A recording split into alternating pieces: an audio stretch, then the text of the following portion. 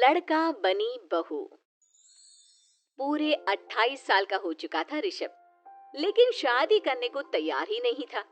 माँ बाप पूरी तरह से परेशान हो चुके थे। जब भी किसी लड़की का रिश्ता ऋषभ के लिए लेकर आते तो वो शादी करने से साफ मना कर देता, चाहे लड़की कितनी भी सुंदर, कितनी भी अच्छी क्यों ना हो। ऋषभ के माँ बाप को इसकी वजह समझ में नहीं आ रही थी। अरे ऋषभ बेटा, अच्छी खासी नौकरी लग गई है, दिखता भी इतना अच्छा है, आखिर बात क्या है, तुझे शादी क्यों नहीं करनी?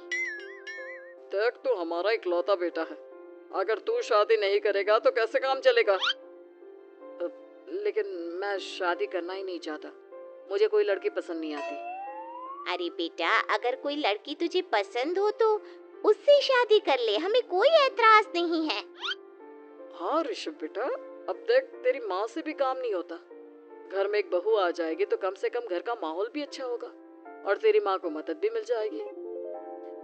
लेकिन मम्मी पापा कहा ना, मुझे लड़कियां पसंद ही नहीं आती। अरे लड़कियां पसंद नहीं आती तो क्या लड़का पसंद आता है? वो तो वक्त आने पर ही पता चलेगा। ऋषभ की बात सुनकर उसके माँ और पापा का सर चकरा जाता है। कुछ दिनों के लिए ऋषभ अपने ऑफिस के काम से शहर से बाहर जाता है और जब लौट कर आता है तो सामने का नजारा देखकर उसके माँ पापा बेहोश होते होते रह जाते हैं। अरे ये क्या, ये तुम्हारे साथ कौन है? माँ, ये दीपक है, मेरी पत्नी। हम दोनों ने शादी कर ली है। दीपक तुम्हारी पत्नी कैसे हो सकता है?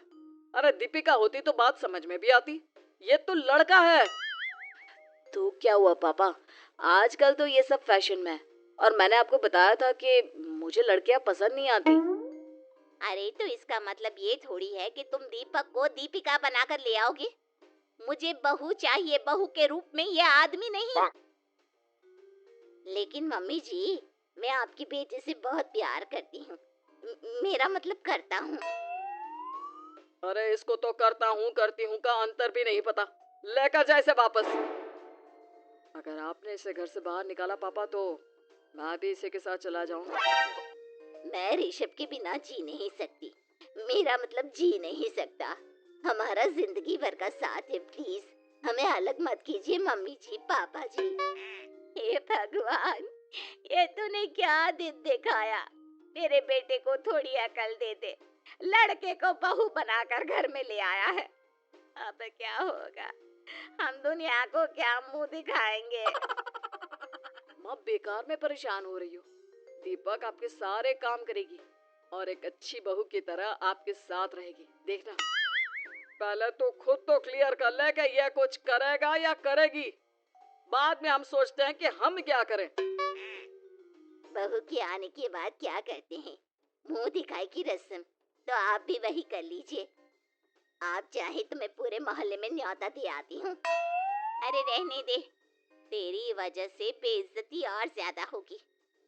आई बड़ी, अब मेरा मतलब है आया बड़ा न्योता देने वाला। अगले दिन सुबह के वक्त दीपक बड़ी नजाकत से चलता हुआ सबके लिए चाय बनाकर सुबह सुबह बालकनी में आ जाता है।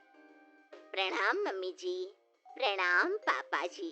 ये देखिए, चाय बिल्कुल आपकी पसंद की है। मुझे ऋषभ ने सब कुछ बता दिया था कि आपको क्या क्या पसंद है।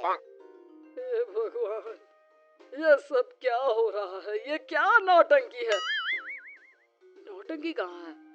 माँ देखिए तो, मेरा दीपक आपका कितना ख्याल रख रहा है। लाओ, अब जो भी है जैसी भी है, चाय पियेंगे ही सही। थोड़ी देर के बाद, वैसे दीपक, चाय तो तुमने बहुत अच्छी बनाई है, चलो कुछ तो अच्छा हुआ। अगले दिन, अजी सुनते हैं, आज पैरों में बड़ा दर्द हो रहा है, लग रहा है घुटनों में फिर से कुछ न कुछ प्रॉब्लम हो रही है। डॉक्टर ने वो दवाई दी थी, उसकी मालिश करो ना अपने घुटनों पर, आराम मिल जाएगा। वो क्या है ना, खुद के हाथों से ठीक से मालिश नहीं हो पाती। अरे मम्मी जी, आपको परेशान होने की क्या जरूरत है, मैं हूँ ना, लाइए मैं आपके पैरों पर मालिश कर देता हूँ, मेरा मतलब कर देती हूँ।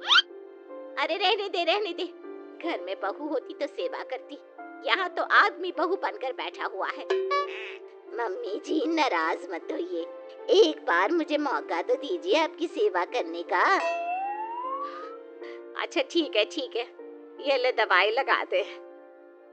दीपक बहुत अच्छे तरीके से घुटनों की मालिश करता है। थोड़ी देर के बाद इतना आराम मिल रहा है क्या बताऊं, ऐसा लग रहा है मेरे घुटनों में कभी तकलीफ थी ही नहीं। लगता है तुम्हारी लड़का बनी हुई बहू तुम्हें पसंद आने लगी है। ऐसा कुछ भी नहीं है, वो तो बस इतने अच्छे से मालिश की इसलिए मैंने इसकी तारीफ कर दी। मम्मी जी पापा जी आपस में लड़ाई नहीं करते। अच्छा आप ये बताइए शाम के खाने में क्या खाएंगे? पनीर दाल मखनी पुलाव, कुछ भी स्पेशल बता दीजिए। अरे भाई ये सारी चीजें मुझे तो खाने में बहुत ही पसंद है। तुम क्या कोई औरत हो जो पनीर दाल मखनी बनाओगी? हाँ, अरे लड़का हो तो लड़के की तरह बिहेव किया करो ना। भले ही मैं लड़का हूँ तो क्या हुआ, अब तो मैं ऋषभ की पत्नी और आपके घर की बहू हूँ, तो मुझे उसी तरह से रहना पड़ेगा ना। अच्छा ठीक है, जो तुम्हें पसंद है बना लो।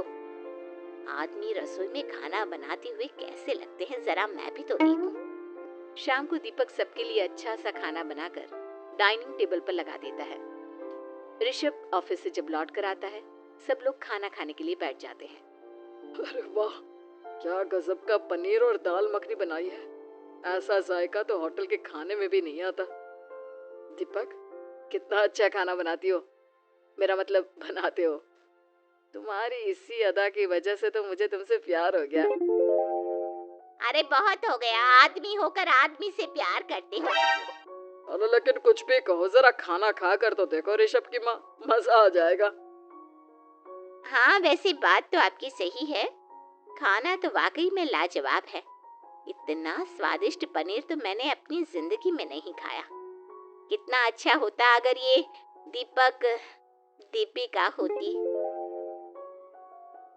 और फिर अगली सुबह कुछ ऐसा होता है जिसे देखकर ऋषभ के माँ और पापा ना केवल खुश होते हैं बल्कि हैरानी से उनकी आंखें फटी की फटी रह जाती हैं। उन्होंने जो नजारा अपनी आंखों के सामने देखा उसे देखकर उन्हें अपने आप पर भरोसा नहीं हुआ। सुबह का वक्त था, सब लोग बालकनी में बैठकर सुबह की चाय का इंतजार कर रहे थे। तभी रसोई में से एक बहुत ही खूबसूरत लड़की जिसके लंबे लंबे बाल थे और जिसने साड़ी पहनी हुई थी, हाथ में चाय की ट्रे लेकर वहां आती है। अरे ये कौन है?